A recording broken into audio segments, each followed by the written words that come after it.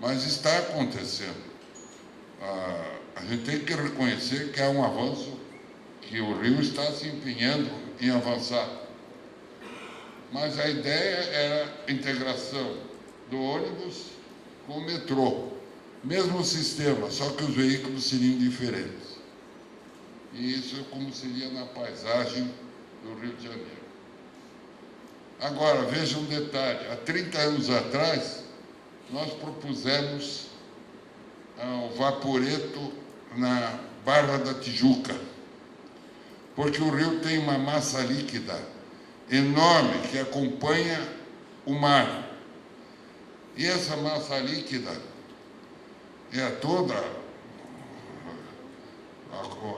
em toda a barra, e nós podíamos ter um vaporeto. Isso há 30 anos atrás. Agora, a questão de um mês atrás, 30 anos depois, a Prefeitura lançou a concorrência para a operação em vaporeto da Barra da Tijuca, integrando com o metrô. Bom, São Paulo, nós participamos de várias propostas. Uma delas é aproveitar o trem de subúrbio e integrar, criar uma rede que integrasse o subúrbio. É como o High Line em Nova York, só que acompanharia todo o traçado do trem de subúrbio. E nós teríamos, então, um grande parque acompanhando o traçado da ferrovia, fazendo a integração, onde nós teríamos pedestres, bicicletas, carros elétricos. Essa ideia eu desenvolvi num curso na universidade, lá em Nova York, na Colômbia, e cada equipe desenvolveu a sua ideia de arquitetura e a sua maneira de viabilizar o projeto. Isso foi apresentado para o Secov em São Paulo, lá em Nova York e lá em São Paulo.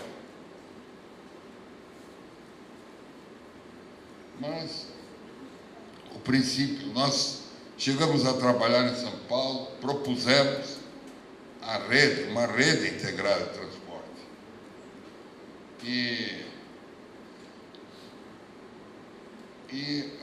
A ideia, o desenho, obviamente, da estação é diferente daqui, mas a ideia é garantir acesso fácil, melhorar significativamente o sistema de transporte de São Paulo.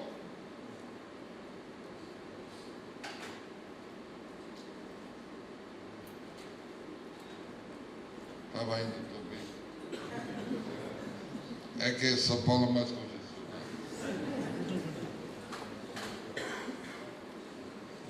Bom, a ideia é sempre usar a estação para fazer a integração, principalmente a vantagem que tem em São Paulo, a topografia, permitir a integração vertical. Bom, agora eu gostaria de falar alguma coisa sobre sustentabilidade. Para mim, todas as vezes quando há reuniões de países que querem discutir o problema de sustentabilidade, e há encontros, tivemos recentemente um em Lima, que cada país apresentou como seria a sua contribuição para a diminuição das emissões de carbono. Agora, é muito difícil ter acordo entre países como a Índia, a China, Estados Unidos. As realidades são diferentes e os problemas políticos internacionais são diferentes. Então, não adianta um país chegar e dizer nós vamos reduzir em 15% as emissões de carbono até o ano. Ninguém sabe como isso vai acontecer. O melhor compromisso é através da cidade. Porque as cidades são mais solidárias. A cidade é o último refúgio da solidariedade. É ali que nós podemos fazer esses acordos. Agora, aqui Curitiba mudou em pouco tempo o seu índice de áreas verdes de meio metro quadrado de área verde por habitante, isso em 71. Hoje nós temos mais de 60 metros quadrados de área verde por habitante. Com acordos que foram possíveis, inclusive esse parque onde nós estamos. Todos os acordos foram acordos feitos sem muito dinheiro, mas com uma maneira de acrescentar bosques existentes à cidade. E, ao mesmo tempo, aproveitar a paisagem de pedreiras que eram feridas feitas na natureza, e ganhar uma outra paisagem. Mas principalmente trabalhando rápido. Quanto tempo leva para fazer um jardim botânico no mundo? 100 anos. Aqui foi feito em 3 meses. Mas não tem milagre nenhum, porque nós vamos continuar a plantar, a prefeitura continua plantando, e vai continuar plantando durante 100 anos. Mas o parque é entregue imediatamente à população. E assim, esse teatro, que foi feito em 2 meses, dentro da lei, nós desenvolvemos um projeto com um só material, esses tubos metálicos, fizemos uma concorrência para a mão de obra, fizemos uma concorrência para o material, e em 2 meses a ópera estava pronta. Hoje está recuperada, é um espaço importante na animação cultural da cidade. Aqui era um começo de aterro de lixo, há tempo foi salvo, foi transformado nesse parque. E é todo o conceito do lixo, que eu não vou cansá-los, mas é onde nós começamos ensinando as crianças. As crianças, toda criança em toda a escola aprendeu como separar. E depois elas ensinaram seus pais. E, graças a isso, Curitiba tem um alto índice de separação nas suas casas. Nós temos coleta separada. Outra coisa que é importante é o conceito de identidade. Porque identidade é um componente importante de qualidade de vida. Às vezes, mais do que uma infraestrutura completa, se as pessoas não se sentem parte, elas não gostam da cidade. Então, a gente não rasga um velho retrato de família. Mesmo que você não goste do nariz de uma tia ou de um tio, você não rasga porque se retrata você mesmo. E aqui são várias referências que não fazem parte do patrimônio cultural, fazem parte do patrimônio histórico nacional, mas para nós eram referências importantes.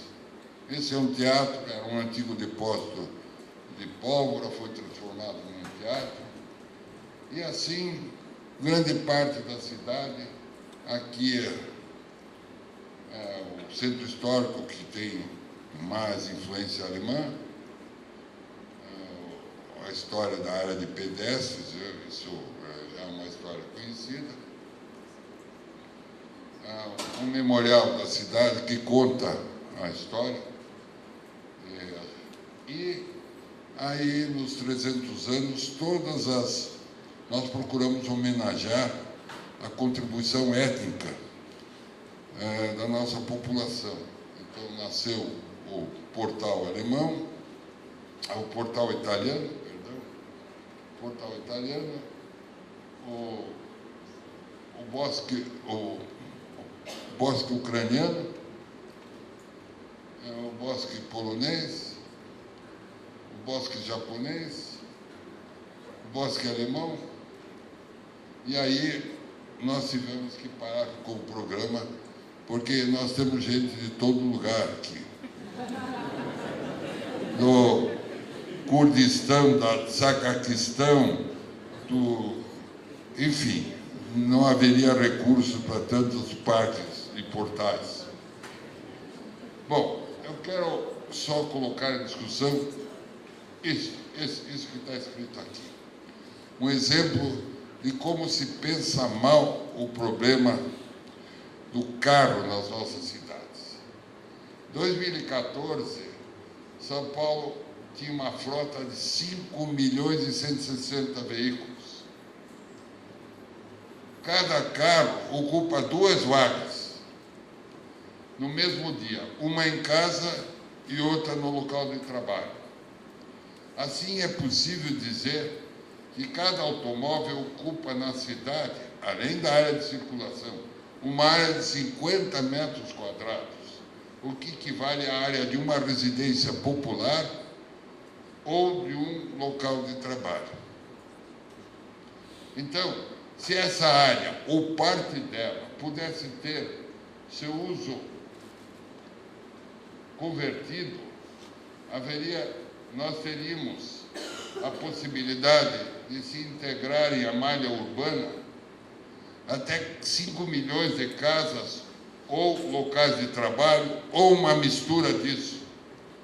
Mas ainda, se moradia e trabalho estiverem juntos, grande parte dos problemas de mobilidade de São Paulo estariam resolvidos. Então, o governo poderia dizer: minha casa, meu trabalho, minha cidade. E não minha casa, minha vida, meu fim de mundo. Porque a integração da moradia à malha urbana é fundamental.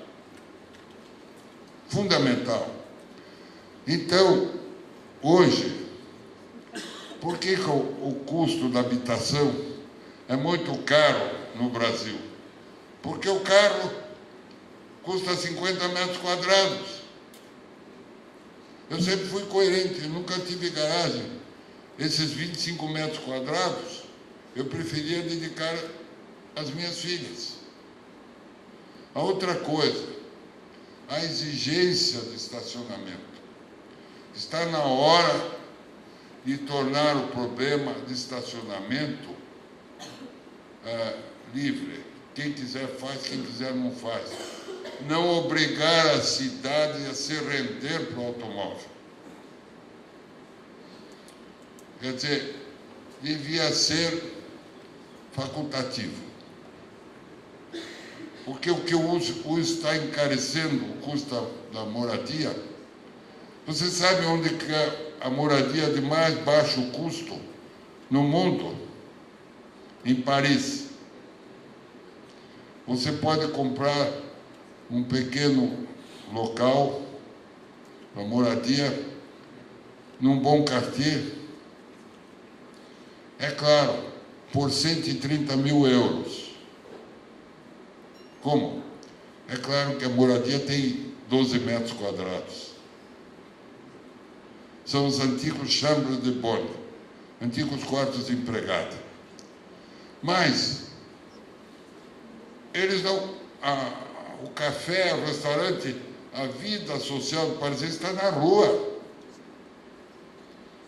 Não há necessidade de ter cantinho gourmet. Não há necessidade de ter sauna. Sabe para que serviam as saunas aqui em Curitiba?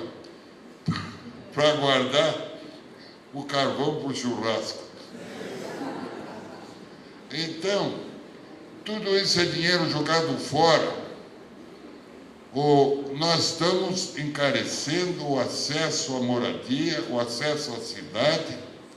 E outra coisa, quando a população reclama, mas vamos tirar uma faixa do automóvel. Todo o sistema viário está privatizado. Quando a gente quer uma faixinha para o transporte público, não pode. Como não pode? Nós estamos privatizando todo o sistema viário para o automóvel. Então, eu acredito muito, quando nós deixarmos de pensar só no automóvel, nós vamos resolver melhor o problema das cidades. Sem dúvida. Hoje, existe um vício na legislação. Todas as cidades querem ruas de 30 metros de largura. Para quê?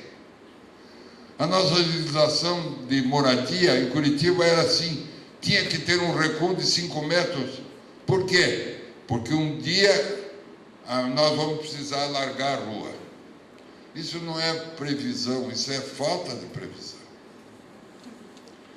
Quer dizer, as ruas podem ser estreitas, podem ser largas, depende da condição.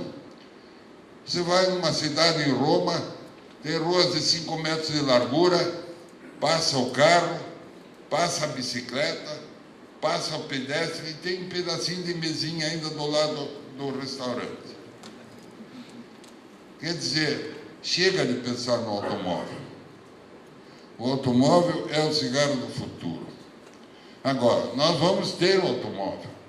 Ele vai continuar gerando empregos, vai continuar a ser importante para a geração de empregos. Mas o uso do automóvel que deve ser diferente. Agora, a alternativa está nas nossas mãos, oferecer boas alternativas. Então, o veículo, o que a população não pode pensar mas é apenas um ônibus. Não. Esse ônibus vai ter que ter a cara de um metrô, ou até melhor. Porque, vejam, eu sempre coloquei as minhas posições de maneira muito leal aos meus amigos da prefeitura, ao prefeito, de quem eu sou eleitor. Então, sempre coloquei de maneira muito leal. Nunca me coloquei na posição de uma pessoa que só acha ruim. Não, é propor uma alternativa. Não é?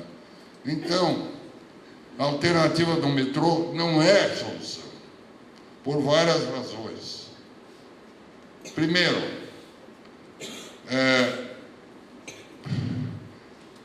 do ponto de vista técnico, substituir uma rede completa e forçar essa rede para trabalhar em cima de uma linha, ou para viabilizar uma linha.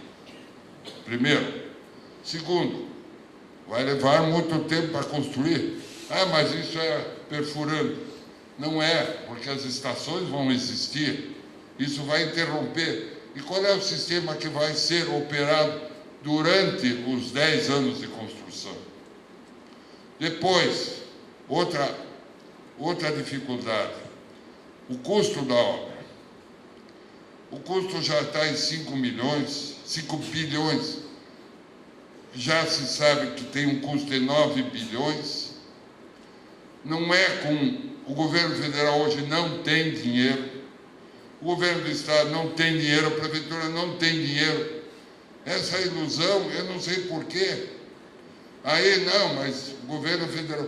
A presidente inaugurou o quê ultimamente? Uma linha de BRT. Ela inaugurou uma linha de BRT.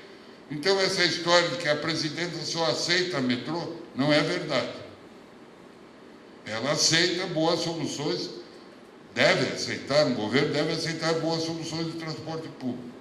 Outro problema sério é a necessidade de subsídio. Pela maneira como tenta se viabilizar o sistema, o custo da obra impossível, a operação vai ter que ser subsidiada pelo poder público e vai retirar esse dinheiro de onde? Porque se não tiver o número de passageiros necessários, a prefeitura vai ter que arcar com o custo. A outra dificuldade, não se iludam, o que estão tentando fazer é abrir o primeiro buraco para transformar essa obra numa nova central do Paraná. E mais, estão querendo nos vender a ilusão de um metrô, como tem metrôs de uma linha em todo o país que não funcionam. E por que no imaginário das pessoas está Paris, mas o metrô não vai passar em frente da tua casa. Então você vai ter que caminhar, vai ter que descer. Não é. Então estão querendo nos vender a Angelina Jolie e querem nos entregar a Graça Foster. Perdão, eu estou sendo injusto com a Graça Foster, porque uma senhora de 150 anos de idade. É claro que a tecnologia do trilho tinha sentido numa época que não tinha ônibus. Tinha sentido. Mas voltar a essa tecnologia não é mais possível. É possível pneu, é possível a guia, é possível eletrificação do sistema, é possível tanta coisa. Veja, eu digo isso com toda a vontade sempre coloquei isso claramente para os vários prefeitos, desde a época do Castro Miguchi, o Luciano Tucci, o Beto Richa e agora. Nunca me recusei a dar a minha opinião com lealdade. E digo agora, do Gustavo, eu sou eleitor, quer dizer, eu gostaria que as coisas acontecessem bem para que ele não embarque numa solução que é equivocada. Mas nós temos também espaço para Graça Foster no nosso país. Algumas linhas podem ser pensadas um dia, quando a Graça Foster já estiver bem velhinha. Bom, desculpem isso, desculpem meus colegas, meus amigos da prefeitura, eu prefiro dizer isso claramente do que não falar, né? E sempre estou à disposição. Mas o caminho, cada vez que nós perdemos a chance de melhorar o transporte público, nós perdemos a guerra para o automóvel. Cada vez mais a população vai para o automóvel. Foi fácil, o financiamento era fácil, o subsídio era fácil, mas hoje não é mais possível. Hoje está difícil. Então, é necessário agora um esforço. E olha, se há uma cidade que pode dar esse exemplo, é que tem as melhores condições de dar um exemplo significativo, não só para o nosso país, mas para o mundo inteiro, continuando o avanço da qualidade do transporte público. Eu não me considero... tenho ideias, tenho certeza que muitas pessoas têm ideias que podem fazer melhorar, não tenho exclusividade de ideia nenhuma, eu só sinto que há um caminho muito grande no sentido de fazer evoluir o sistema.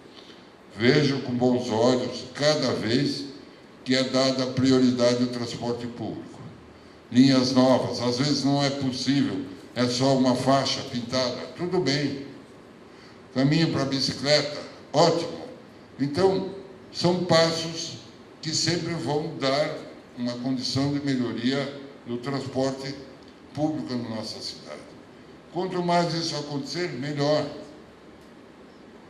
Bom, para terminar, eu gostaria de dizer uma coisa.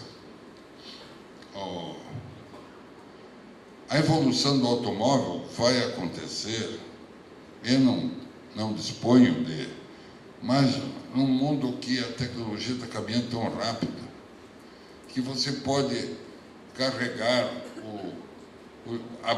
ter acesso ao teu carro com o teu celular, que você pode medir o consumo de energia com o teu celular. Tudo isso está caminhando muito rápido. Então, o caminho para o transporte individual, urbano, precisa evoluir, vai acontecer naturalmente. O que tem de startups aí no mundo inteiro, de gente que está pensando como melhorar as condições de mobilidade. O último startup, eu esqueci de mostrar uma coisa. Eu tenho meus gadgets aqui, às vezes quando o audiovisual não funciona. Então aqui está a tartaruga.